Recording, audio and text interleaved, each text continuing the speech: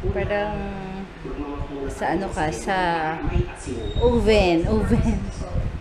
Anyhow, we just finished breakfast. Still watching, enjoying this channel. Day off, ayan na, nakikita nyo. Sobrang init sa labas. Okay. Today, I have night duty, may replacement ako. So, I will try if I can show you makeup routine, basic makeup routine. Hi guys, this is my, I just want to show you my basic makeup office look. And finishing touch ko sa bronzer kasi medyo napaputi ko yata yung face ko. Anyhow, and yung look ko. I might end this vlog as well because I'm gonna have a 12-hour shift, so I won't have time to say goodbye. Anyway, I hope you had a blessed Sunday today. Don't forget to pray. God bless, and I'll see you in the next vlog. Bye bye. Cheers. Miss you all, my munchkins. Bye bye. Hello. Good morning na.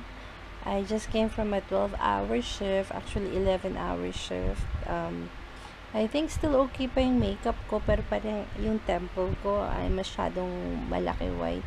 So I will test next time na parang put contour or darken this part na mag-create ako ng shape.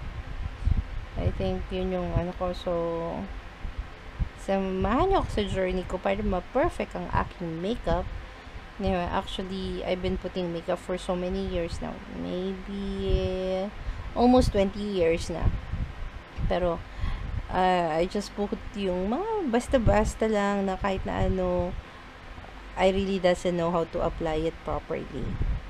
Anyhow, yung T-zone, yun lang yung oil skin. Hindi man ako nag-retouch during the 11 hours. Lipstick lang every time I drink or kumain, nagre-retouch ng lipstick. So, I think it's okay. The problem lang siguro yung masyado yung noo ko dito or maybe my hairstyle. Baguhin ko siya para maganda. But anyhow, this is my office makeup look. Simple lang. Okay. I will just have to say, mamaya na lang ulit. Pag nag-breakfast na ako and pag nandito na si Happy. Happy Monday, everybody! Guys, since natutulog na rin ako, I wanted to show you my night skin routine. Tama ba? Oh, night skin routine. What I do, because as I've said, I've been applying makeup like for almost 20 years now. If I will not take care of my skin, masisira siya. So, ganun talaga, magsasagyan. So, kung if palagi kayo nag-apply ng makeup, you have to take care rin yung sa skin nyo. So, you have to moisturize, put oils in the face, not really oils, pero basta alagaan yung skin nyo. Kasi, kumbaga, when you put makeup, you put chemicals on your skin, may tendency na madadamage siya. Tapos, madaling tumanda yung skin mo, mag-mature. So, kailangan mong alagaan yung skin. So, first, since I'm not wearing makeup, I already showed it in my previous vlog how to remove my makeup. So, as I said, wash your face, and then put any kind of facial wash. I'm using yung may mga beads sa loob, may mga extract. So, hindi ko mahanap yung favorite brand ko, Garnier. So, I bought this Olay Natural White Cleansing Face with mulberry extract. Para yung mga iba-ibang, parang ma-moisturize at saka ma-massage din yung face. So, kaya gusto ko palagi may extract yung facial wash. So first, wash your face. Yan. And then, put on your skin, circular motion, and then 7 times water. 1, 2, 3, 4, 5, 6, 7. And 7. So, as I've said before, hindi ko siya wina-wipe ng towel. Pinapabayaan ko lang siya matuyo, yung sa face ko, yung water. Kasi feeling ko, pag nirab mo siya, masyadong harsh na skin. And then, after washing my face, OMG! Tanan! I have to repeat the whole process. Nagkamali ako. Anyhow. Again, as I've said, I'm using this Astringent. Ito rin yung morning routine ko sa basic makeup. Nakita nyo na to. Witch Hazel, 100% natural astringent. Cleanser ko at saka toner, ginagamit ko to. Pinapabili ko pa siya sa friend ko pag nagpupunta siya sa States. Kasi wala siya dito. Hard to find. Pero cheap lang to, napakamura. Siguro it's worth per bottle. Ilang ml ba tong bottle na to? Yung 473 ml, ganito kalaki. 30 dirhams lang siya. So, cleanser and toner, I use this one. Tanan, tanan, tanan, tanan. Tanan, tanan. Sa face mo. Ayan. So, medyo malinis ang face. Ang lola nyo. Tanggal talaga yung makeup ko from last night. I'm using a night cream. Yung night cream, dapat pipili kayo medyo thick.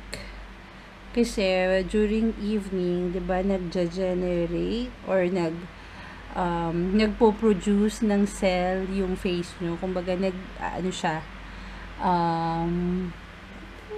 nag-grow yung mga cell nyo dyan sa face nyo. So, kailangan nyo i-vitamin siya or i-moisturize talaga.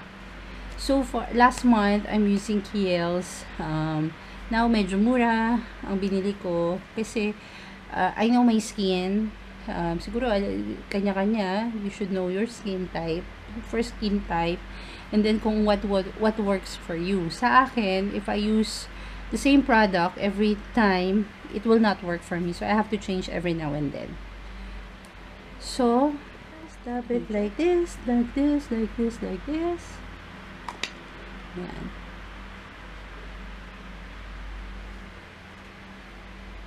Then, forehead, and excess, anything excess, face nyo, ilagay nyo sa neck nyo. Kasi kailangan din ng neck, kasi palagi nyo lalagyan nyo ng makeup, diba? Yeah, so I'm using, for my eye cream, Prime Youth Snail Eye Cream. Pinili ko pa siya from Korea last time na nagpunta ako. So, when you use it, dump mo lang siya, circular motion like that.